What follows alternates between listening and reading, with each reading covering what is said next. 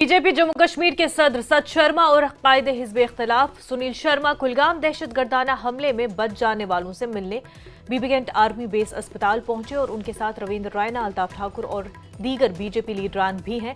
उन्होंने हमले में बच जाने वालों से मुलाकात की। सत शर्मा ने कहा कि मंजूर अहमद की शहादत रायगां नहीं जाएगी। उन्होंने कहा कि कुछ लोग पाकिस्तान के कहने पर माहौल खराब करने की कोशिश कर रहे हैं। सुनील शर्मा ने कहा कि दहशतगर्दी आखिरी सांसें ले रही है। हम सब जानते हैं कि पिछले दिनों में जो वाक़या हुआ, इसमें हमारे पूर्व सैनिक के ऊपर गोलियां चलाई गई, उनके परिवार के ऊपर गोलियां चलाई गई।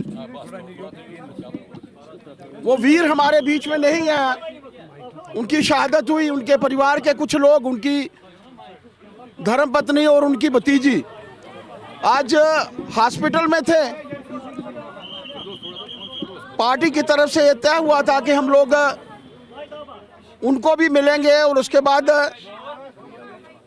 उनके पैतृक गांव भी जाएंगे। आतंकवाद अंतिम सांसों पे है और ये पाकिस्तान का एक मुझे लगता है कि अंतिम अटेम्प्ट है। जिस प्रकार से वजीर आजम और वजीर दाखिला आतंकवाद को ध्वस्त करने पे एक नीतिगत तरीके से कश्मीर में लगी है, बहुत देर तक ये आतंकवाद दिखेगा नहीं। बहुत बहुत धन्यवाद। तो बिल्कुल ये थे सत शर्मा और सुनील शर्मा और इनके साथ दीगर लीडरान भी शामिल थे और जिन्होंने ये कहा कि जो मिलिटेंसी है, टेररिज्म है, वो अंतिम चरण में है और इनका ये कहना है कि MHA जो है लगातार सिचुएशन को मॉनिटर कर रही है और नज़र बनाए रखे हुए हैं और जो सिक्योरिटी रिव्यू वज़ीर दाखिला अमित शाह ले रहे हैं तो यकीनी तौर पर उससे कहीं ना कहीं यहाँ पर जो है हालात को सामान्य बनाने में काफ़ी मदद मिलेगी। और जिस तरह से लीडरान का कहना है कि जो मंजूर अहमद वगैरह है, जिनकी हलाकत पेश आई है कुलगाम टेरर अटैक में, तो उनकी शहादत भी रायगां नहीं होने दी जाएगी।